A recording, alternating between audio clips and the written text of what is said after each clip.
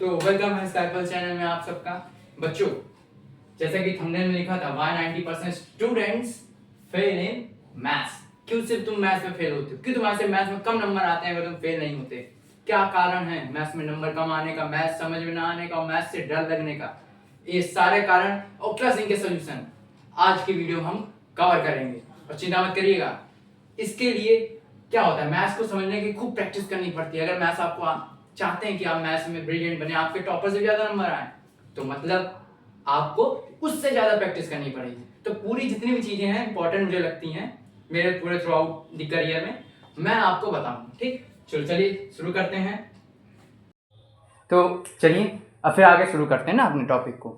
जैसा कि ये हो ही चुका है, पहला टॉपिक क्या है कि बच्चों क्यों नहीं तुमको मैथ्स समझ आती। देखो पहला टॉपिक क्या लिखा बताया, try to remember instead of understand. मतलब सीधा मतलब ये है कि तुम लोग बहुत फॉर्मूला रटते हो, है ना। तुम लोग चीजें रटते हो, समझते नहीं हो उसका। देखो कोई चीज तब समझ में आती ना जब उसका ओरिजिन पता हो। बिना ओरिजिन पता किए तुम डायरेक्ट मैदान कूद जाओगे बिना तलवार के, बेटा काट दिए जाओगे, हैं टुकड़े टुकड़े कर दिए जाएंगे तुम्हारे। तो तुम लोग यही करते हो, तुम लोग रट लेते हो कि फॉर्मूला ये है, इसका ये होगा, वो फलाना, P Y Q Q does not equal to zero, P Q integer है, हैं? अरे क्यों है, क्यों क्यू जीरो नहीं होना चाहिए, क्यों पी और क्यू इंटीजर है, नेचुरल नंबर क्यों नहीं हो सकते? ऐसी चीजें तुम लोग कभी पूछते ही नहीं हो।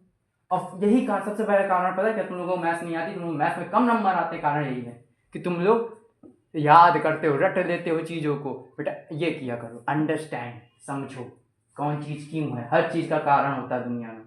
ठीक, अब वो कारण मैं नंबर सिस्टम जो प्लेलिस्ट पढ़ी है बताया बहुत अच्छे से, जाके तुरंत देखो।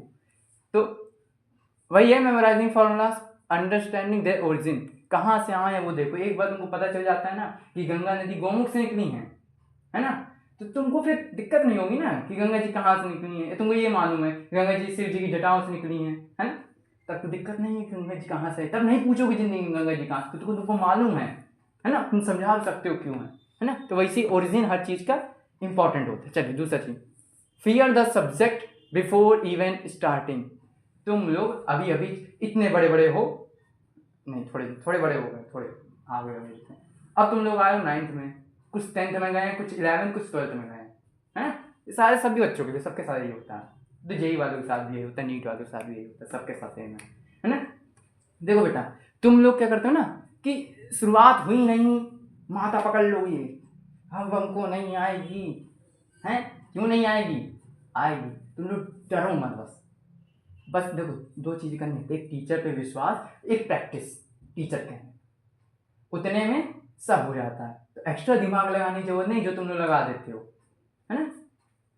जो मैंने कई बार कई बड़े बड़े टीचर्स के मुंह सुना, कई अलग अलग लोगों से सुना, पॉपुलर लोगों से, कि एक किताब को 100 बार लगाने से स्किल बढ़ती, ना कि 100 किताबों को एक बार लगाने।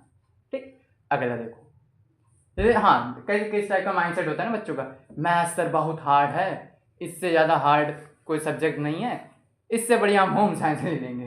बेटा लड़कियां लेने सही है, लड़के भी ले लेंगे दिक्कत हो जाएगी होम साइंस।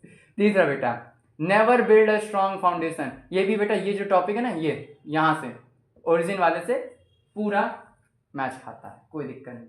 तुमको जब मालूम ही नहीं कौन चीज़ कहाँ से आई है, कौन चीज़ कैसे बनती है, यहाँ पर इसकी जगह ऐसा होगा तो कैसा होगा, है ना, ऐसा ऐसा कैसा कैसा राइमिंग बन गई, है ना। तो तुमको पता कैसे होगा, तुम्हारी बेसिक्स बहुत वीक हैं। तुमको यही नहीं मालूम कि अगर x को मैं नेचुरल नंबर से वहाँ कर दूँ या नेचुरल जगह में इंटीजर डाल दूँ तो क्या दिक्कत होगी। तुमको यही नहीं मालूम कि किन्हीं दो नंबर्स भी जो इनफाइनाइट नंबर्स हो तुम कहोगे से कहाँ होते हैं, है ना। तो ये सब चीज़ें हैं, है ना।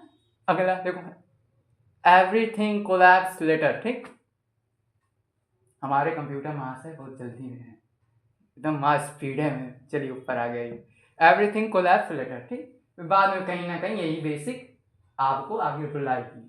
ठीक, तो रोना तो नहीं है ना आगे, है ना, तो इसको पढ़ लो। अगर चौथा देखो जल्दी, study for marks not for mastery. Short term cramming ना कि लॉन्ग टर्म क्लैरिटी।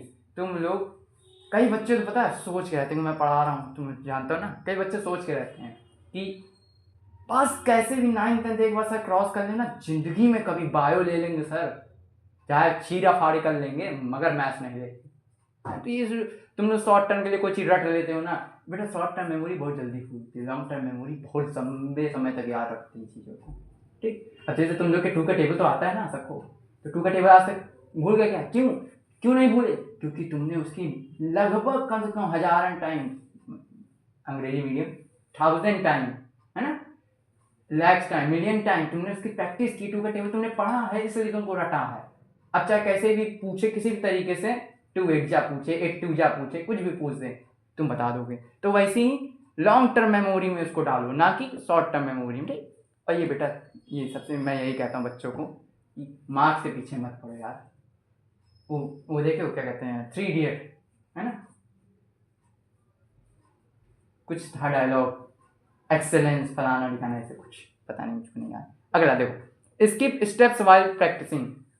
देखो ये स्टेप करना बहुत इंपॉर्टेंट है, मगर कब? जब तुम स्किल्ड हो मैथ्स में, जब तुम्हारी पकड़ हो मैथ्स में, टॉपिक तुमको रटे हो, रटे का मतलब समझ में आने वाला है, रटे का मतलब, ठीक, तब तुम स्किप करो बेटा 1-2 स्टेप, कैलकुलेशन स्किप कर दो, कोई दिक्कत नहीं, ना मुझको ना तुमको ना टीचर को। ठीक, बट तुम्हारा बेहाल मस्त हवा का झोंके वो चल रहा है बेटा, ऐसे करोगे दिक्कत हो जाएगी ना। ठीक, इसका मतलब एक और है। देखो क्या मतलब है मेरा, कि अगर देखो समझो, तुम अभी एक क्वेश्चन सॉल्व कर रहे हो, मान लो एक क्वेश्चन है, तुम क्वेश्चन सॉल्व कर रहे हो बेटा, वो क्वेश्चन सॉल्व करते करते क्या हुआ कि तुमको समझ में नहीं आ रहा है, तुमने थोड़ा सॉल्व किया है, अब नहीं समझ में आ रहा, तो तुम क्या करोगे? अगर वो एग्जाम्पल होगा तुम जाके तुरंत देख लोगे, है ना, यही करते हो। अरे बेटा यही करते हो तुम, हमको मालूम है, हमको ना बताओ तुम, वरना क्या करोगे? वरना आंसर शीट में आंसर देख लोगे और फिर वैसे ही तब तुम्हारा आंसर आ जाए। सोचो तुम वही हो जो भी कुछ देर पहले इसको आंसर नहीं आ रहा था, मैथड नहीं आ रहा था, देखने के बाद तुम समझ गए, तुमने कर दिया। इट मीन्स तुम पहले भी कर सकते थे, मगर तुम्हारे दिमाग में क्या बताएं, गोबर भर चुका है। बेटा आंसर को हाइड कर लिया करो, अपने एरर्स पे ध्यान दो। किस पे? एरर्स पे ना, कि कहाँ क्या गलती कर रहा है। Don't train their mind to think mathematically, है ना। अब समझो बेटा क्या है कि अपने जो माइंड है, तुम्हारा जो माइंड है, उसको ऐसे ट्रेन करो कि समझो तुम अपने आप मैथमेटिशियन समझो, है ना, मैथमेटिशियन समझो, है। अब समझो क्या है, इतना समझ रोट लर्निंग यानी जीरो प्रॉब्लम सॉल्विंग पावर। बेटा एक मैथ में प्रॉब्लम सॉल्विंग पावर होती है, प्रॉब्लम सॉल्विंग स्किल होती है, सीधे कहा, ठीक। जिसकी अच्छी होती है उसको मैथ समझ में आती है, उससे मैथ्स के प्रॉब्लम सॉल्व होते हैं और वो मैथ्स का टॉपर। जिसकी कम होती है उससे थोड़े कम नंबर आते हैं, जिसकी होती नहीं है, जीरो होती है, कहाँ गया, जीरो होती है ना, जीरो होती है तो उसको तो मतलब भी नहीं है, हैं? तो प्रॉब्लम सॉल्विंग स्किल कब आती है बेटे? प्रॉब्लम सॉल्व करने से प्रॉब्लम सॉल्विंग स्किल आती है ना। ठीक, चल आगे हो गई। लास्ट पॉइंट बेटा, study alone not smartly. Sir ने कह दिया है अब हम कमरा बंद करके, लाइट बंद करके पढ़ेंगे। नहीं बेटा, लाइट ना बंद करना। ठीक, कहने मतलब स्टडी अलोन का मतलब है कि 70 ना, ये जो भाई तुम भी आओ, भाई बहन तुम भी आओ, आज ग्रुप में पढ़ाई। बेटा ग्रुप में पढ़ाई नहीं होती है, ग्रुप में पढ़ाई नहीं होती, अकेले होती है, टीचर के साथ होती है। टीचर से पढ़ो, ऑनलाइन पढ़ लो, ऑफलाइन पढ़ लो, बड़े भैया दीदी मौसी चाचा चाची हैं उनसे पूछ लो, है ना। तो यही है सेम टॉपिक, समझो। इतना मैंने बोला, मेरे जो जितने भी टॉपिक्स थे इनके बताने का मतलब क्या था? सिर्फ एक मतलब बेटा, मैं सोल्यूशन साथ साथ बता दूंगा, ठीक। मतलब सिर्फ एक है कि पूरा गेम 2 चीज़ों पर टिका, प्रॉब्लम सॉल्विंग स्किल और दूसरा क्या है? अरे बोल लो। पहला प्रॉब्लम सॉल्विंग स्किल और दूसरा तुम्हारा अंडरस्टैंडिंग, ओरिजिन को पहचानना चीज़ों के, कहाँ से कौन चीज़ आई।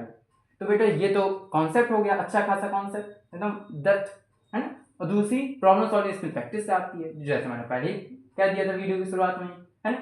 तो ऐसी चीज़ों से चीज़ें आगे बढ़ती हैं, और ये दोनों ही चीज़ें मैं आपको अपने जो यूट्यूब चैनल है ना, ये बेटा कहाँ गया, कंप्यूटर मास्टर ने लगाया नहीं है स्काइपल्स का वो कुछ, चलिए कोई बात नहीं, स्काइपल चैनल है, आप जाइएगा देख लीजिएगा। उसमें क्या होता है, लेक्चर में पढ़ा रहा हूँ, अभी नंबर सिस्टम क्लास 3 हो गई, तुम लोग प्यार नहीं मिल रहा इसलिए रुका हुआ है थोड़ा, है ना। जल्दी उसके आगे भी आएंगे लेक्चर, और एक बार लेक्चर जाके देखो बच्चों, जितना मैंने जो दिक्कत, अच्छा मानते हो कि नहीं ये वीडियो देखने के बाद मेरी इतना देर तुमने टाइम वेस्ट किया, मान गए कि नहीं यही प्रॉब्लम, यही सब होता है यार तुम्हारे साथ, ठीक। चलो तो इसको हम यहीं रोकते हैं, ठीक, चलो थैंक यू, बाय बाय।